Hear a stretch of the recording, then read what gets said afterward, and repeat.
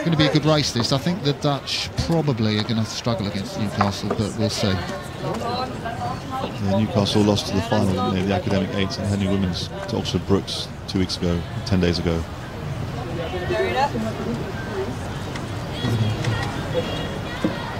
It's the most nervous part of the race. Attention! Go! Yeah, so good start from both crews. Yeah, clean, aggressive start there, and has a little shout from the Geordies there before they got going. Both crews really attacking it nice and clean, steering well. And look, they're clean, those Geordies. There's the Dutch we're riding with, just on the left of the picture. And they seem to have moved out slightly, haven't they, on Newcastle? Let's just see what happens now when they transition. That's an aggressive rhythm, isn't it? Angelo, the coach up in Newcastle, really does write a programme that really rewards hard work. Here we go, half a length up, about a minute and a bit gone. You know, I think I was a bit wrong on the Dutch, because looking at that race that they did in the Bosman, they were there with the Dutch national team, winning at 6:48, and then University of Iowa, we just saw beat Molesey 7:02. These are 3 seconds behind University of Iowa. So basically, I guess this Dutch 8 would have beaten Molesey. Molesey probably would beat Newcastle University. I'm guessing maybe it'd be quite close between those two. Yeah, so yeah, I guess that's probably fair. I guess Nico Renks, having set this squad up and trying to develop this 8 for 2020, they'd be looking to be able to beat University crews. And here, but Clearwater up. I mean, you can see it's an interesting thing with this town ID thing. When looking at these girls here, this Dutch crew, that it's not the neatest, tidiest crew because they're not very experienced athletes, but they've got the right kind of build. They're being really aggressive with it. Well, I think the flow off the back end is nice. You look they just release the boat, don't they? Yeah, so, they do. Yeah, the bodies could be maybe a little bit like, just looser, but in the sense they do release the boat. And you look at it in terms of Newcastle, they just haven't quite got as much on the end, so they're trying to make up for it with the cadence that they're rated. They're having to move their hands away very high rate of having to move their hands away very quickly to make the speed, whereas the Dutch crew seem to let it go and the speed is there. 38 years of age, average 64 kilogram in the Newcastle 8, and that doesn't match up quite with the size of the women in the silver 8 from the Netherlands.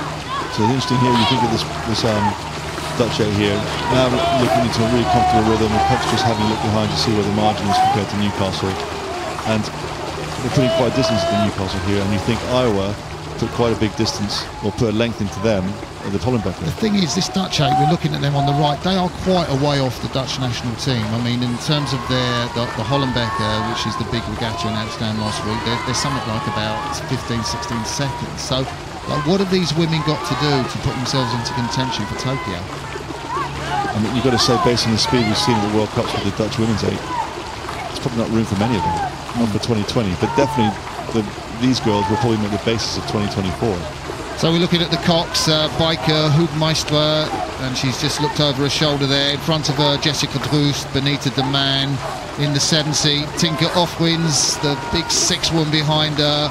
Lottie Pronk, Charlotte Gears, Lonica Bosch, Annika de Boer and Danielle Willardson in the bows right up there. You can't quite see her in the shot furthest away from you, riding up in the bows. Great view back though on the Newcastle 8, who have battled all the way down, Adrian. Yeah, they're not giving up either. They're really still attacking what they're trying to do and trying to get back on terms. So sorry, I'm just cutting across you there, Aid. Furthest away, just wanted to say, give a shout for the Newcastle girls. Lucy Stanhope, she's furthest away from you in the bows. Just really trying to stick it in, isn't she? Phoebe Truitt, Fiona Chestnut, Gabby Moonard, Chloe Dermot, Hannah Cowie, Rachel Webb, stroked by Megan Barry, coxed by Charlotte Hill, urging her crew on. She's never stopped the whole way down the course, and they are giving it 100%. And they're rowing pretty well, and they're rowing. There's good rhythm there, there's good length, they're really accelerating the handle. You just stay, they're probably outpowered at 64 kilo average. It's an interesting thing at Henley, isn't it? Because you've basically got, this is the Remenham for open women's 8s, but you've got what we call intermediate women's 8s in that event, as opposed to, you know, National 8s have won this, so there isn't the intermediate one like the ladies' plate for men. It's like we've put the ladies' plate, the Temple and the Thames Cup all into one event. Yeah.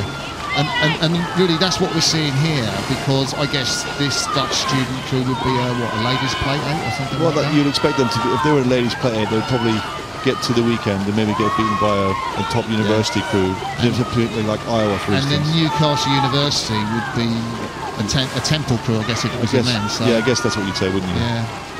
So that's the unfortunate thing, is these are two good crews. You can see that Newcastle crew is really well drilled and rowing well, but just 64 kilos doesn't have the power of this kind of Dutch crew. I think partly the thing for women's rowing now, we've got a great regatta, Henley Women's Regatta, which was held a couple of weeks ago, and that does give all these women's boat club a chance to shine, and the icing on the cake therefore becomes, can you get your crew into the Remenham at Henley?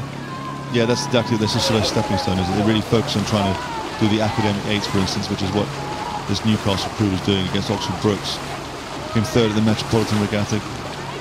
So, and the Newcastle University is a really strong program. They won the Victor Ludorum at the Bucks Regatta, which means they were the university with the most wins of all the universities in the UK.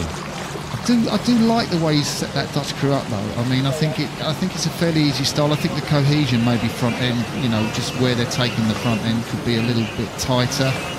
But when you talk to Niels van der Zwaan, who coached the Proteas, talked to his lad a couple of years ago in Rotterdam, and Niels said, like, what's the most important thing about rowing? And he looked and said, not too hard on the catch. And basically that is Dutch crew rowing, not too hard on the catch. It is, and it's one of these things that these girls here, they've not rowed for very long. These Dutch girls, they obviously see some great potential in them. And like you said, you could make lots of comments about their rowing, but fundamentally, basics are pretty good. And if they just do some training and get coached well, they're going to be pretty dangerous.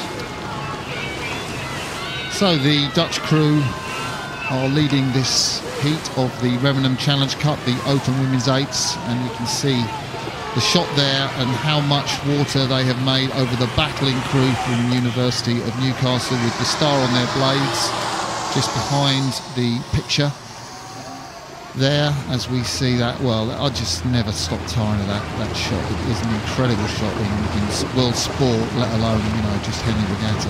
The church spire, there's not much wind looking at the flag, it's all pretty still. We've had some fast people. It's been very windy in training this week, the tailwind, and we've had crews posting ridiculously fast times in training. So we're going to talk about that later, I think, in commentary. But yeah, let's talk about some of those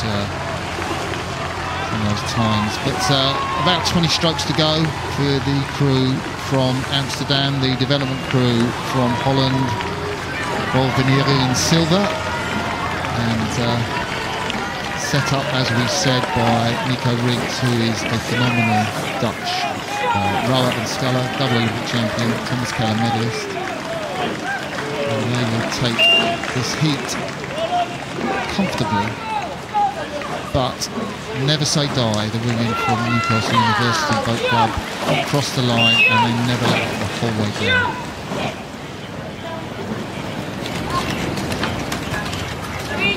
So confirmation, the crew from the Netherlands beat the British students in the heat of the Remenham.